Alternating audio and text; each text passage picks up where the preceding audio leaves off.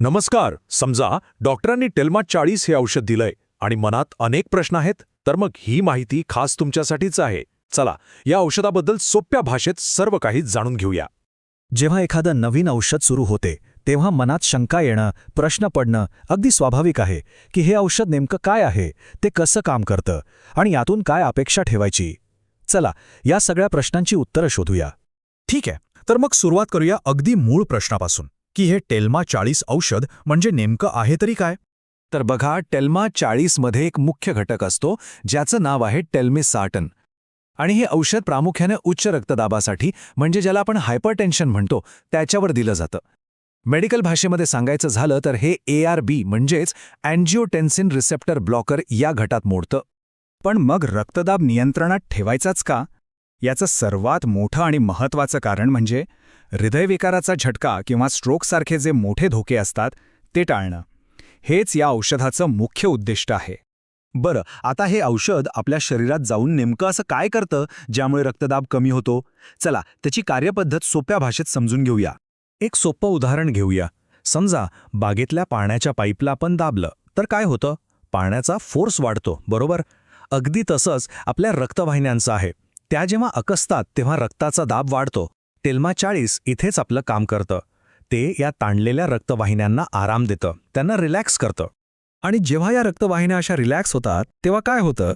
साहजिकच रक्त पूर्ण शरीरात अगदी सहजपणे मोकळेपणाने वाहू लागतं.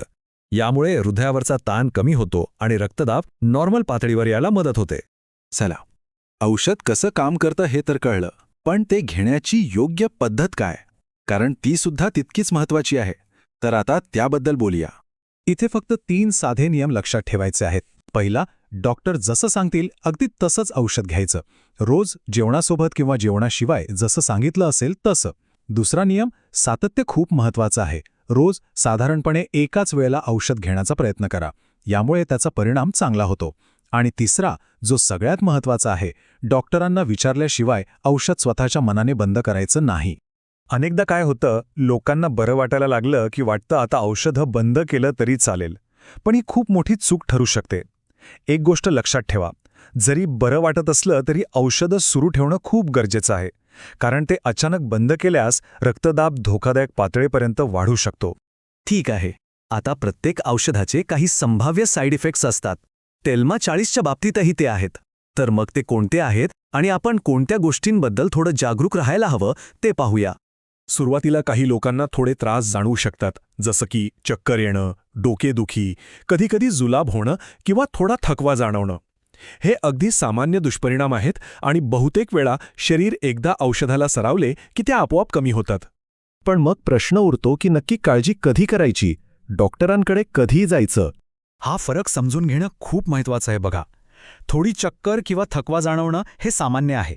पण जर चक्कर खूप जास्त येत असेल, स्नायूंमध्ये खूप अशक्तपणा वाटत असेल किंवा जुलाब थांबतच नसतील, तर मात्र अजिबात वेळ न घालवता डॉक्टरांशी बोललं पाहिजे.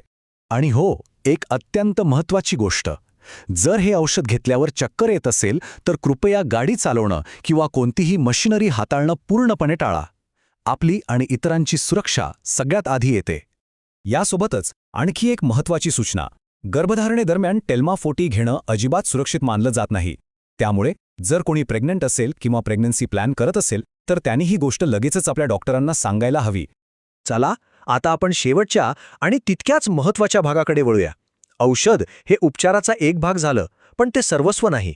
खरं तर हे आरोग्य सुधारण्यासाठी केलेली एक भागीदारी आहे. हे नेहमी लक्षात ठेवलं पाहिजे की टेल्मा 40 हे खूप चांगलं साधन आहे, पण ते एकटं काम करत नाही. सर्वोत्तम परिणाम तेव्हाच मिळतात जेव्हा ते एका मोठ्या आरोग्य योजनेचा भाग म्हणून वापरलं जातं. म्हणजे नेमकं काय? तर या औषधासोबत काही गोष्टींची जोड देणं खूप फायद्याचं ठरतं. जसं की डॉक्टरांकडे नियमितपणे जाऊन तपासणी करणं, आपला आहार सकस आणि निरोगी ठेवणं आणि नियमितपणे थोडं का होईना व्यायाम करणं.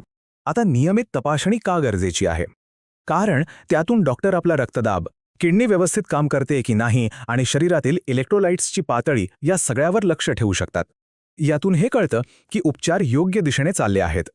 तर सांगण्याचा मुद्दा हा की औषध हे आपल्या आरोग्य प्रवासातलं एक महत्त्वाचं हत्यार आहे, पण ते एकमेव नाही. मग प्रश्न असा आहे की या आरोग्यदायी प्रवासात आपलं पुढचं सकारात्मक पाऊल काय असू शकतं यावर नक्कीच विचार करायला हवा.